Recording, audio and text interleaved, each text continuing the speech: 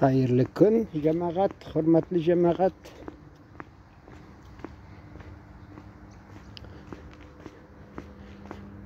Bir tanışım keldi de zorlana başladı turmuşqa. Hala jifiti bilen qırıslangan turmuşları menimçe mine hazır indi maddi yoqdan kişi zorlanуын to'xtadi. Psixologik yoqdan bigrak da zorlanalar. Endi shitdan qaraysan masalan, mana nindi baxtli kishilar yashaydi deb. Shitdan qarasang endi hali vaqtida Odessadan kelib ketgan endi hozir marhum edi bir abzuyimiz jingi bilan shunda shaharda butun bir abzuyimiz turar shunda silashib ketgan edik. U optirab men aytam bularga hamon ақша жетмей.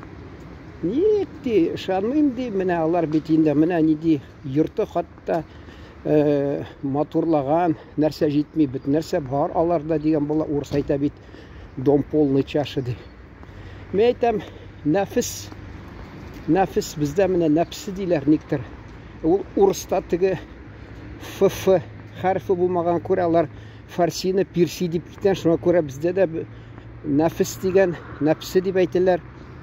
Тағы бір әлі ерте білен оянып кеткенде еске түскені бір сөз.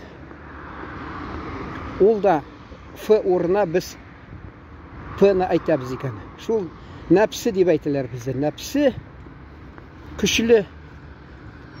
Я өзі, я халал жифітті қанағат болмай, тағы нәрседір керек. Бір қашында айтмай. Ол тігі бір вақытта мультик көрсеткенлер ие, золотая антилопа деп. Соңынан сұрады, көп пе сен алтын керек де? Көп болмай ма де? Глупые животные де. Разве золото бывает много де? Шун кебек ақшаға тоя алмайлар. Уақытына қарайым әлі, көп мұнда уақыт. 35 минут бар екен. Туймайлар ақшаға, байлыққа, қанағат болмайлар, болғанына шүкіріне қылмайлар. Біздің әтияни мархум, алар ата бабалар білен тәрбиеленген, айта еді, шүкіріне қылып яшара керек. Әр қайшақта кішіге жетпей нәрседір. Шул мен интернеттен қараған едім. Айта, кішіге де ұшап болмай, азғына болса ол көбірек керек, көбірек берсең тағы берсең бүтіні, хаммасын аласы келе, хаммасын берсең, ол нешік тұранда бар енді айтқан яқшығына. Орысша екінші түрлі бек ұста айтылған. Шул міне. Неше ғайләні бұзы бітірген, әлі уақытында енді Татарда айту бойынша аптырған үрдәк құйрығы білән шумған дей, шул кебек бір бик бай кіші уақытында айттым. Мен депутатлыққа шыққан ем, ол мені сен шахид болырсың, міне мен қатыным білән байлықны бөләм, тұра алмайбыз. Шунда дей. Анда ол мен еске түшті анағым айтам, ана бет нотариус бар. Нотариуста екеуіңізде қол қойыңызда, шунда құтыласыз. Шунда айтқан едім, ол 95 жылны, ол уақытта электроника дефицит еді, қимат еді, шетелден түрлі. Ышанмасыз, 3 бөлме тулы электроника. Шуларны алып қайтыпмы, сатыпмы, ішішлі бергенмі ол шулай. Шуны қатына қалдырды, 3 бөлмелі фатирны қалдырды, тек айыршырға екінші қатын тапқан. Сөйлеген еді, нешек ақша ясаған башта, КамАЗда де, жетекшіге барады, қол қойдыра екен. Кавказдан келгенлер, алар сұрайлар, сенің қолыңда келе бейт. сенің үлімтәң бар, қол қойдыр әлі де. Шулай араларына жүріп, ол меңа мәселенде 10 мың берселер, мен аны яртсынмы 7 мың кісәмә салам, қалғанларын жетекшіге апарып беремді, шулай деп байдым де. Енді хайырлыға болды ма? Кім біле? Хайырлыға ма, жоқ ма? Шунда алар қырылышып, әлі барсам, ненде бай болса да, алюминийдан ясалған кастрюльда аш пішіріп ятатығы. Мен айтам, байлар бит енді тәти деп айталар бізде, тәти. Шул тігі ненде әлі фарфор түгіл енді, нәрсе енді шунда нелер болайын, кастрюльлар. Шул кереккенде ұнтыла да, шунды сәләмәтлікке файдалырақ енді шундылар. Анды да хатта, анды да түгіл. Байлар. Шунасына әлі қайтып келгенде шул искә түсіп қалды, сөзлері хатының әлек неде біз бақытлы болған едік деп хатынан аузынан шықынды. Ауыл сөйлеген еді меңа. Мен айына әлі ол уақытта 700 мың аладыр ем. Соңыдан 90-шы жыллардың ақырында 1 миллионға яқылнады. Шул уақытта миллионлар болған еді бет. Абу мен айты хатын де ял күнні шимбе якшамбе ақшасыры меңа базарға барам деп айтады. 1,5 миллионнан азырақ берсем де, ол тауыш құптарады хатта. Тауыш құптарады. Аз бересің деп. Міне қарағыз. Әлі 1 миллионнан берсе де 4 миллион. А меңа бейті. Анар үшін ярты елшілерге керек. Нәфіс. Мен міне сөйлейм, кімгәдір ұшамай. Бізні әтияни мәрхум тәрбиеләділер. Балам байлыққа қызықсынма. Шынки, менің фикірім бойынша да қазірді әлік мен алар білән ризалашып тұрдым. Біраз қазір енді толысынша. Сәләмәтлік болмаса, ненде байлық болмаса да әлі уақытында мен газетті базарларыны yazып берейдім. Шунда көзге ташланды. Анда бір оңған ғына бір егіт. Әне скорый кетті. Кімге кеттілер? Шул кімге кетіп баралар, анарға қазір сәләмәтліктен башқа олар бір нәрсе де сұрамайдыр. Ақша сұрап ятмайдыр бәлки. Шул міне жетекші ол Саранда болмады. Комсомолдан шыққан. Ол енді юмарт еді. Анда базарны хужа болдық. Базарны хужасы болды бір мезгіл. Шунда апельсинлар алып келген, алар біраз бұзыла башлагандар. Ол аларны қызғанмайшы, жәлләмейші алығыз деген. Меңа да базар директор айтты, мүдері. Сен де алды. Мен аны неше пакет алдым да, алып қайтып, аптырағаш ванныға салдым. А меңа ишік ясарға келген еді. Ағаш ишік. Екінші ишікні ясарға бір егіт. Өзі татар малайы аферист болып шықты. Менің тігі тұрбаларыны алыштырыға, квитанцияларыны төленгенін жиып алды да, Аллах акбар, қашты да кетті. Аферист. Мен айтам, бұл өзін бақытлы деп санайм екен. Жоқ, ол яқшыға кетірмей. Шул әлі перспективы деп аталған болды шул тігі НТЦ-мі, нәрсәмі деп шунда. Ол бізге шул апельсинларны алығыз тілесәгіз нәрсе yazған үшін ақшасында үйіп бередір. Қарасам ол яшілігіне қарамастан аяқлары зағиф мі, ширлі аяқлары. Яш бит әлі, йөри алмай. Мен ойлап тұрам, міне, ол бәлки қайсы мезгіл ойлап қоядыр, бүтін байлықны берер едім, сәлемәтлік болса деп. Кішінің ол тігі, ақылы кірме әлі тігі. Баш арқылы кірмесе, көт арқылы кірер бәлки деп. Қазақстанда мен практикада болған едім, үлка газетінде, шында бір урыс яшөсмір малайы бар, тыңламайды. Аңладың ма деп сұрасам, аңладым деп, көріп тұрам, аңламаған, ремень алсам дей, шулық аңлай башлады. Шун кібік адам баласы да ол гіл анарға аны қанағатландырып болмай. Кіші har шақтада дүнияға той алмай. Ауыл шул бізні әтияни тәрбиелейдірі, нәфіс білән күрәшірә керек. Болғанына шүкрана қылып яшырә керек. Кімдір бәлки ризалашмайдыр, аларының хақы бар. Яшасыннар, байсыннар. Әгәр де алар шул зур байлықта бәхет дейсе, тек ол менә тәмлі ризықны ашыйсың, тағы күбрәк тәмлерәкне ашыйсы килә. Бір күнне кеше күңелсезләнеп утыра, инде мұны да ашыйсы килмей, инде ала да ул тағы тәмлерәк эзли, таба алмый. Ахырында нәрсә? Хәмер ичемлеккә тотына, күңел ачсын дип. Ул хәмер ичемлектә аны зыяны булмаса, әгәр дә кеше гел һәр чакта нормасын белеп кенә кабул итеп ичеп торса, ул бит җитми кайсы вакытта. Тагы кирәк. Организм ияләшә дә, анарга ризалашмый, тагы өстәди, шулай кеше ди.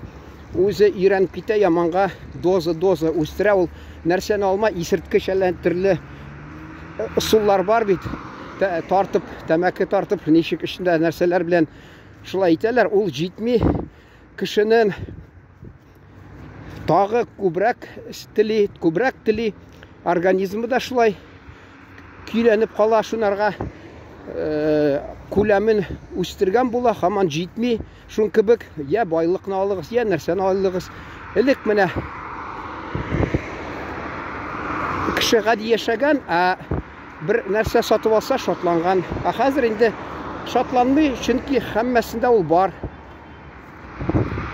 Искиткеч әйберләр дә юк анарда. Ашыгалар аны. Атасын башына ашыга дип әйтәдер ятимәкем. Вот, нәрсә әйтәсем килә. Һәр кешегә бер урыс әйтемне үзгәртеп әйтсәң, һәр кайсына биреләчәк теләчәге буенча, ничек теләчәге бар, шул була. Тик аны подбросьте свои мечты врагам, может, реализуя их, они свернут себе шею дип әйтә бит урыс халкында. Ул әле бүтән бер язучының әйтеме. Трамвай килә, ул кызу прям әйтерсең, ашыгыч рәвештә трамвай туктап торган алдыннан. Мен менә теге машина әйтәм. Кызу китеп бара, трамвайга да юл бирми.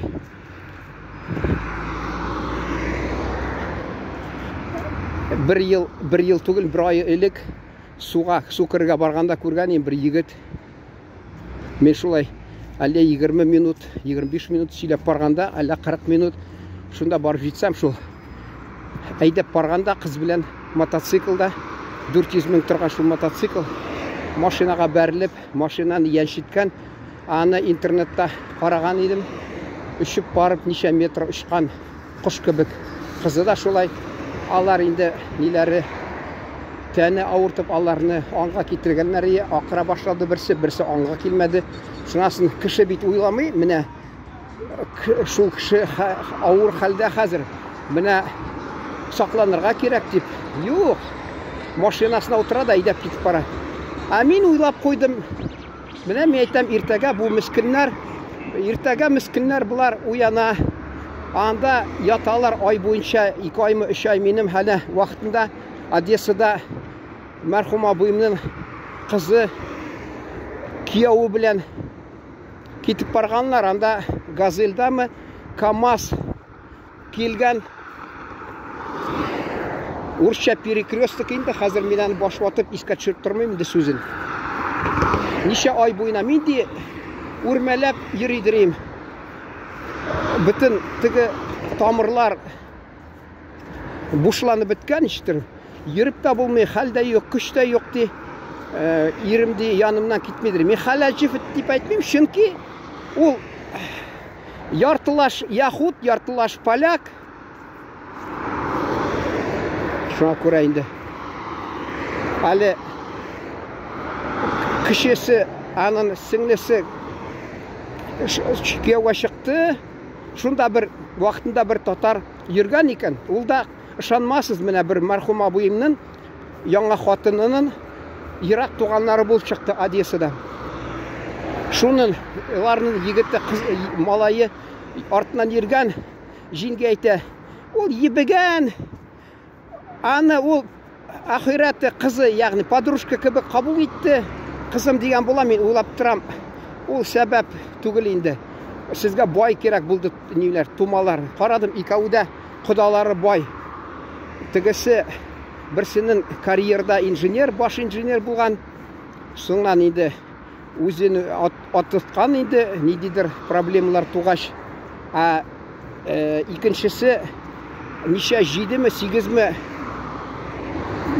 лабас дейлер, базылар бар, анда шунда сатып базарда ақша эшлиләр, шуңа күрә.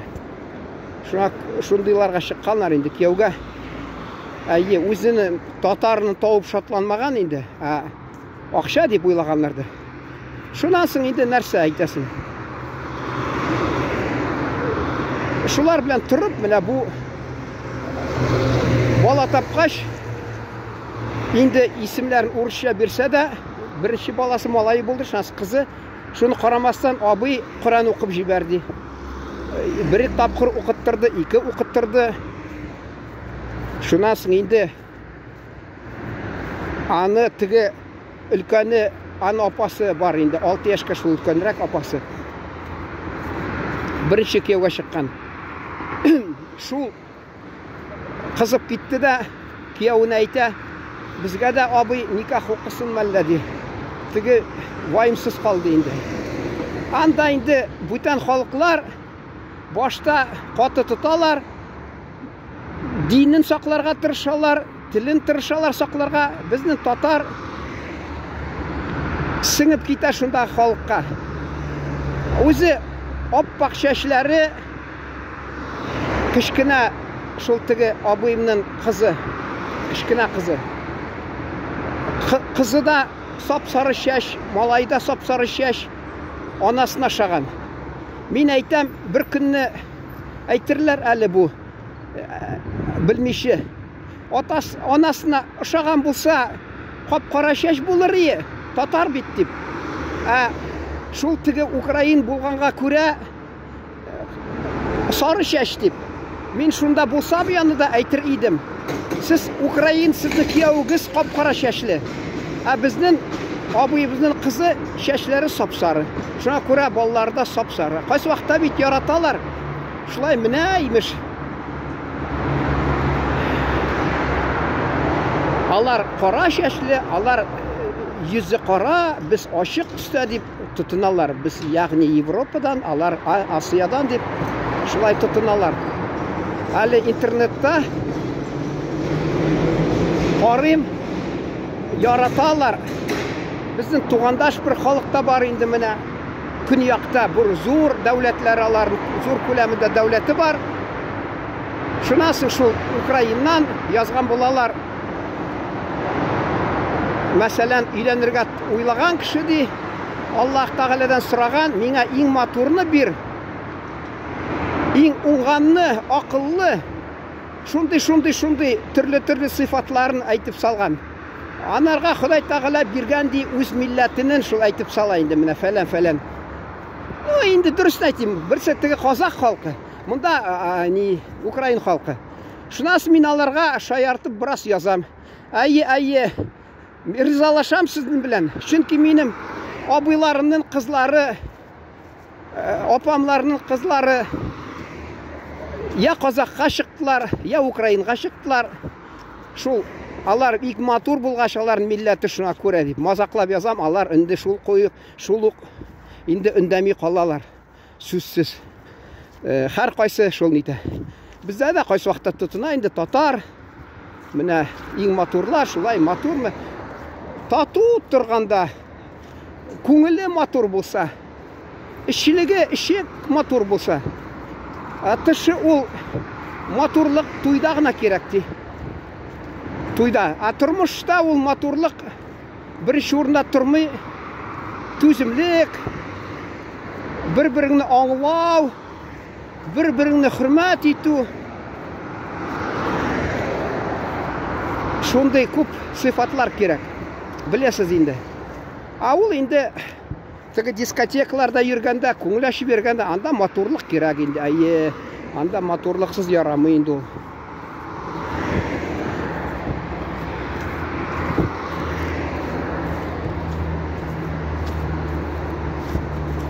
Қазір халық сенің айтқан сөздеріңе ризалашмай, көбісінше қаршы тырыша бір нәрсе айтырға, язырға. А ол тұрмышта бір яғынан бір кіші сөзі хақ бола, екінші яғынан екінші солы. Мен де айтасым келе, мен айтқан сөздерім 100% хақ деп мен аны айта алмайм. Чөнки қайсы жерде ол дұрыс та болмас. Қайсы уақытта келіше, әлі қайсы уақытта сұрайлар, сен ненде сайлар едің? Мен айтам матурны. Алар күләләр меннен.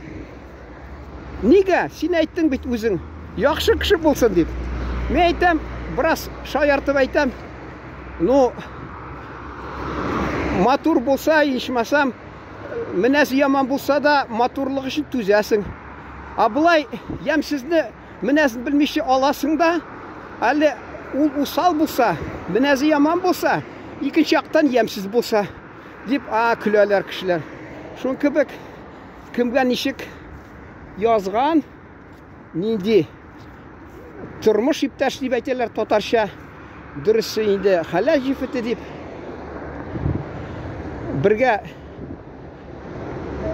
іш алып баралар, қайсы уақытта ішлейлер, шында бір сөз аңлайлар. Алар бір ішті ішләп, мен енді тамамлап айтырмен бірнеше жүмле, ішләп, бір жерде ішләп, алар үйленшіп кетсе, менімше ол ең яқшы юл. Керісінше бұла, әгерде кіші үйленішіп, бір ішке тұтынсалар, әлі 2 аймы 3 ай елік болды хәл, ерлі қатын айрышып, қырлышып, байлықны бөлем деп, ері аны атып, өзінде атып, елік міне шушы яқта, поликлиникада да жетекші бұл баш табип. Ол да баласы білен байлықны бөле алмай, үлкен малайын атып, ол болды неше ел елік әлі. Бір 10 елдан артықтыр енді. Өзінде атқан. Шул ақша. Яхуд халқында ма, әлі Рокфеллер айтқан дейді. Мен енді айтқаным, тағы қабатлап айтам.